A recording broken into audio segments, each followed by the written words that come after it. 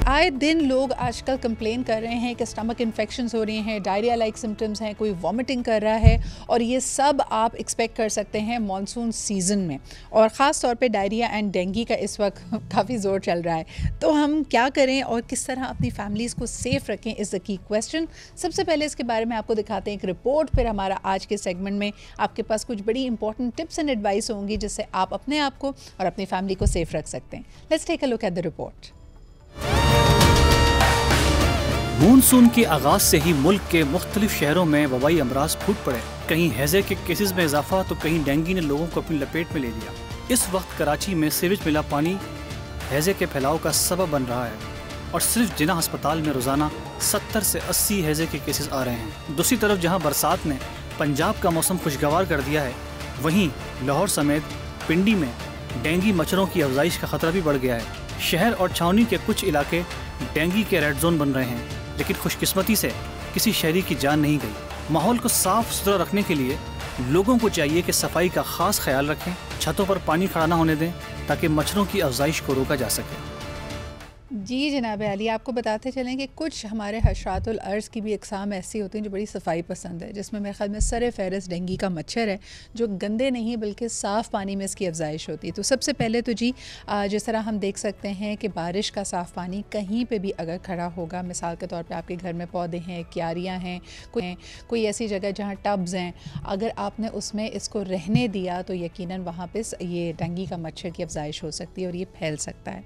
दूसरी तरफ ये कि यकीनन पानी के जो हमारे ज़ख़ायर हैं, कई जगह जहाँ पानी के डैम्स मौजूद हैं या जो वाटर सप्लाईज़ होती हैं उसमें कंटामिनेशन के चांसेस हैं। जिस तरह हमने सिंध के हवाले से भी आपको एक रिपोर्ट करके दिखाई थी कि निगलेरिया के कई केसेस सामने आ रहे हैं। कराची में 4 केसेस सामने आए। गुज़िश्ता अगर हम सिर्फ एक दिहाई को देखते हैं तो 100 से ज़्यादा लोग 100 से ज़्यादा लोगों की अमवात निगलेरिया की वजह से हुई।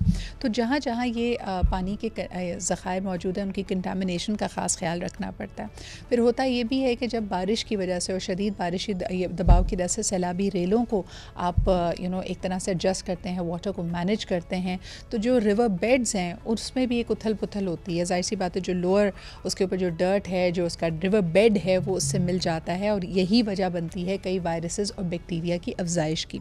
इस वक्त बाहर का खाना खाना आपके लिए इतना सेफ़ नहीं होगा।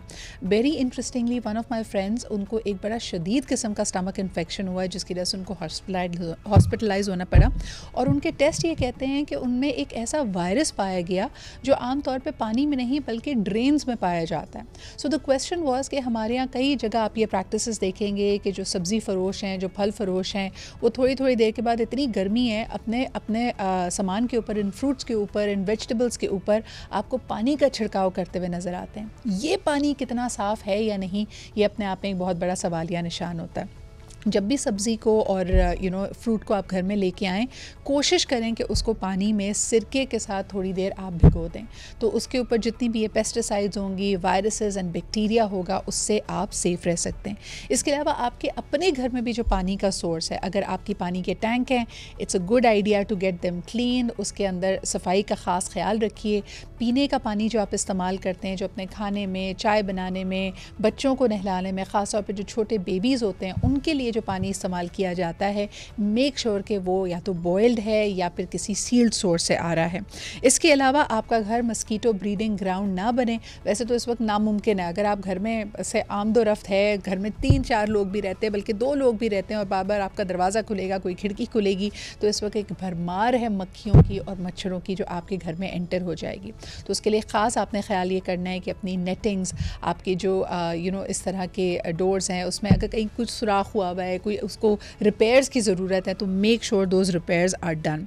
इसके अलावा घर की साफ़ सुथराई के लिए अगर आपको पेस्टिसाइड्स से एलर्जी है और आप उसको सही नहीं समझते, तो हज़ारों आपको इसकी रेसिपीज़ ऑनलाइन मिल जाएंगी, जिसमें सिरके के इस्तेमाल के साथ साथ आप ऑर्गेनिक चीज़ें जैसे क्लोव्स का यानी लौंग का इस्तेमाल कर सकते हैं, पेपरमेंट का, पुदीने का इस्तेमाल कर सकते हैं और ये स्प्रे आप बार बार करें।